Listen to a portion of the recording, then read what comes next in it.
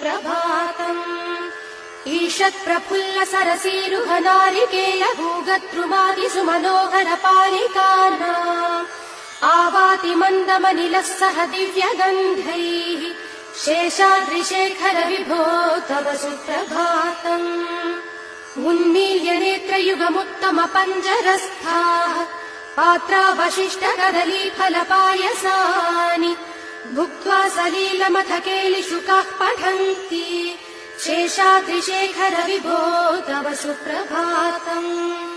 तन्त्री प्रकर्ष मधुरस्वनया विपञ्च्या गायत्यनन्त चरितम् तव नारदोऽपि भाषा समग्रमसकृत्करचाररम्यम् शेषाद्रिशेखर विभो तव सुप्रभातम्।